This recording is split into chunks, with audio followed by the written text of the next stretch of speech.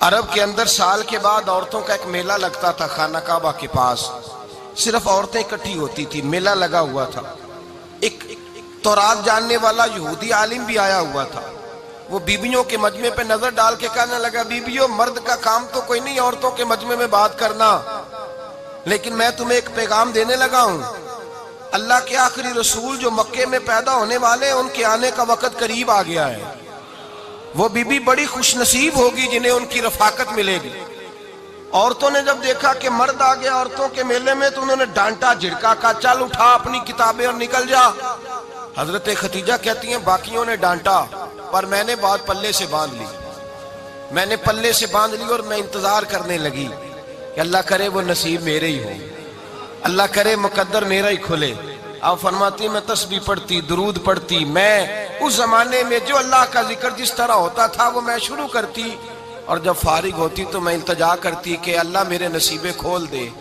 کہتی ہیں آہستہ آہستہ آہستہ آہستہ میں حضور کی تعریف سننے لگی، آہستہ آہستہ تعریف سننے لگی۔ نبی پاک صادق ہیں، امین ہیں، سچے ہیں، دیانتدار ہیں، اس برے اور میلے معاشرے میں بھی وہ سب سے اعلیٰ بھی ہیں اور سب سے اجلے بھی ہیں، وہ سب سے پاکیزہ ہیں۔ میں سننے لگی تعارف، آہستہ آہستہ میں ان کی گرویدہ ہونے لگی۔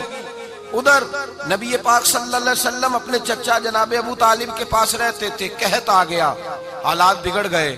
حضور سید عالم صلی اللہ تعالی علیہ وسلم سے چچا کہنے لگے بیٹے اگر مال تجارت لے کے شام جاؤ تو بڑا نفع کماؤ گے، ہمیں ضرورت بھی ہے، اور اگر ہو سکے تو ختیجہ کا مال لے کے جاؤ۔ نبی پاک نے کہا چچا میں نہیں کہوں گا کسی سے جا کے، میں نہیں کہتا کسی سے جا کے، جو میرے نصیب میں ہوگا میرا رب خود عطا فرمائے گا، میں نہیں کہوں گا۔ مصطفیٰ نے تو نہیں کہا۔ حضرت خدیجہ رضی اللہ تعالیٰ عنہ کہتی ہیں میں نے خود اپنی خادمہ کو بھیجا، میں نے کہا جا کے پوچھو تو صحیح کہ میرا مال قبول ہوتا بھی ہے کہ نہیں، پوچھو۔ نبی پاک صلی اللہ علیہ وسلم سے پوچھا، حضرت خدیجہ کی خواہش ہے کہ آپ مال لے کے جائیں، حضور نے قبول کر لیا۔ جناب خدیجہ الکبریٰ رضی اللہ تعالیٰ عنہ کے غلام تھے، میسرہ ان کا نام تھا، جناب خدیجہ نے ان کو ساتھ بھیجا، فرمایا تین باتیں ارشاد فرمائی۔ ایک تو فرمایا سارا رستہ غور سے دیکھنا میرے نبی کے ساتھ کیا معاملات درپیش ہوتے ہیں، ابھی اعلان نبوت نہیں کیا، فرمایا ذرا غور کرنا، میرے مصطفیٰ کا مطالعہ کرنا اور مجھے واپس آ کے سبق سنانا، وہ جو تم نے چہرہ بددعا کی تلاوت کی ہو ذرا مجھے واپس آ کے سنانا۔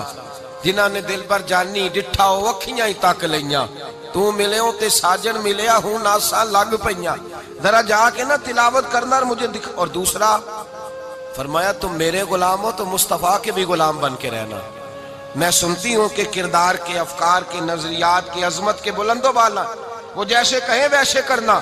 اور تیسری حضرت خدیجہ نے نصیحت فرمائی، فرمایا محمد ابن عبداللہ صلی اللہ علیہ وسلم کی رائے سے اختلاف نہ کرنا، یہ چلتے ہوئے معاہدہ کیا، جو وہ کہہ دے سو کر جانا۔ غلام کہتے ہیں میں ساتھ گیا، باتیں میں نے سن لی، لیکن جب سفر شروع ہوا نا ابھی چند منزلیں طے ہوئی تھی، میں نے کہا خدیجہ آپ نے کیا نصیحت کرنی تھی، ان کے ساتھ جو رہے گا وہ ان کا غلام ہی بن جائے گا، ان کے ساتھ جو رہے گا تو اجے میرا محبوب نہیں ڈٹھا جن ویکھ کے چن شرماوے، جے رکھے ہاتھ پھلاں وچ ہاتھ نال پھلا رل جاوے، تے ادھی راتی چن چڑھ جاندے جدوں جلوہ فرماوے۔ فرمایا جو بھی ساتھ رہتا غلام ہو جاتا۔ میسرہ کہتے میں گیا، تجارت شروع ہوئی، کہتے ہیں نبی پاک صلی اللہ علیہ وسلم جب منڈی میں پہنچے تو لوگ قسمیں اٹھا اٹھا کے مال بیچ رہے تھے۔ اللہ کے محبوب جب گئے نا تجارت کرنے تو ایک آدمی کہنے لگا چلو معاذ اللہ بتوں کے نام تھے لات و منات، کہنے لگا لات کی، عزا کی، منات کی قسم اٹھاؤ، تو نبی پاک فرمانے لگے ان کی قسم اٹھاؤں جن کا میں نام لینا بھی پسند نہیں کرتا، ابھی اعلان نبوت نہیں کیا، اور فرمایا ویسے بھی میں قسم دے کے مال نہیں بیچتا، خریدنا ہے تو خریدو، نہیں خریدنا تو نہ خریدو۔ کہتے ہیں لوگ قسمیں اٹھا اٹھا کے پیچھے جاتے تھے، پر میرے نبی جس سے رخ پھیرتے تھے وہ نبی پاک کے پیچھے ہو جاتا تھا۔ ماتے کئی گنا زیادہ نفع کمایا۔ ہم رستے میں تھے، حضور ایک درخت کے نیچے آرام کرنے لگے، ایک عیسائی راہب غار میں بیٹھا تھا، نکل کے آ گیا، مجھ سے کہنے لگا مجھے وہ جانتا تھا، میں سرا یہ کس کو ساتھ لائے گا، یہ کون ہے؟ میں نے کہا اہل قریش کے ایک معزز آدمی ہے۔ کہنے لگے یار جس درخت کے نیچے یہ لیٹے ہوئے ہیں یہاں عام آدمی نہیں لیٹ سکتا، یہاں وہی لیٹے گا جو اللہ کا سچا رسول ہوگا۔ یہاں دوسرا کو لیٹ ہی نہیں سکا. یہ رسول ہے، ان کا خیال رکھنا. کاش میں اس وقت تک زندہ رہوں جب یہ نبوت کا اعلان کریں. میسرہ کہتے ہیں میں غلام ہو گیا. نبی پاک صلی اللہ علیہ وسلم کی ادائیں مجھے بھانے لگیں. جب واپسی پہ نکلے تو گرمی بڑی شدید تھی. فرماتے ہیں جب دھوپ تیز ہوتی تو بادل کا سایہ آ کے حضور پہ سایہ کر دیتا. بادل کا ٹکڑا نبی پاک پہ. اللہ جانے کہاں بیٹھ کے لوگوں نے کتابیں پڑھی ہیں جو کہتے ہیں 40 سال کے بعد نبی بنے تھے. پتہ نہیں کہاں بیٹھ کے کتابیں پڑھی ہیں. ہم نے تو جو سیرت پڑھی ہے وہ بتاتی ہے کہ تیری حیات پاک کا ہر لمحہ پیغمبر لگے، ہر لمحہ پیغمبر لگے. یہاں تو وہ لوگ جو کئی سال پہلے 20 اور 25 سال پہلے حضور سید عالم صلی اللہ علیہ وسلم کی رفاقت میں رہے، وہ اعلان کر لوگ پتہ نہیں کہاں بیٹھ کے کتابیں پڑھتے ہیں، کہاں بیٹھ کے. میرے نبی پاک سے صحابہ نے پوچھا حضور آپ کب نبی تھے؟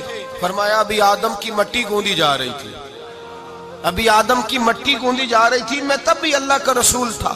میرے بھائی نبی رحمت سید عالم صلی اللہ علیہ وسلم کے غلام حضرت ختیجہ کے غلام کہتے ہیں واپس آیا. اور پہلے بھی کئی دفعہ حضرت ختیجہ کا مال گیا تھا، بڑے نفع آئے تھے، پر جو نفع اس سال آیا وہ پہلے کبھی نہیں آیا تھا. کہتے ہیں مجھ سے حضرت ختیجہ کی سہیلی بھی بیٹھی تھی، میں بھی آ گیا. اور جناب ختیجہ کی سہیلی کہنے لگی چل مال کے بارے میں کچھ بتا، کتنا بکا؟ میں نے کہا مال چھوڑو، مصطفیٰ کی سنو. اور پھر کہتی چلو ٹھیک ہے، بادل سایہ کرتا تھا، چلو ٹھیک ہے. تم سے راہب نے پوچھا تھا یہ صحیح ہے، انہوں نے تیری سارے رستے بڑی خدمت کی، تیرا بڑا خیال رکھا، پر یہ بھی بتا تجارت کیسے ہوئی؟ تو میسرہ کہنے لگا زندگی میں نے بھی ساری گزار دی ہے، پر اس رسول کے ساتھ 4 دن ہی گزارے ہیں. حد ہو گئی مجھ سے، اور کچھ نہ پوچھو، اور کچھ نہ پوچھو. آ میرے دل آمنہ کے لال کی باتیں کریں، اور کچھ نہ پوچھو، بس ذکر ان کا چھیڑیے ہر بات پر، اور چھیڑنا شیطان کا عادت کیجئے. بس مجھے حضور کے تذکرے بیان کرنے ہیں، ذکر مصطفیٰ کرنا ہے. حضرت ختیجہ الکبریٰ بڑی متاثر ہوئی. کہتی ہیں مجھے درجنوں لوگوں نے پیغام نکاح دیا تھا، پر میں نے سنی نہیں تھی. میں نے نفیسہ کے ہاتھ پیغام بھیجا. میں نے کہا میری عمر 40 سال ہے، ان کی 25 سال ہے، اور میرا احوال اور طرح کا ہے. وہ شہنشاہ ہے، جا کے پوچھو تو صحیح، بھلا میں قبول ہوتی ہوں؟ پوچھو. نفیسہ کہتی ہیں میں آئی تو وہ خاتون جن کے لیے لوگ بڑے بڑے قریش پیغام دیتے تھے، پیغام لے کے آئی. تو رسول پاک نے عجیب رنگ بیان کیا اپنی سیرت کا.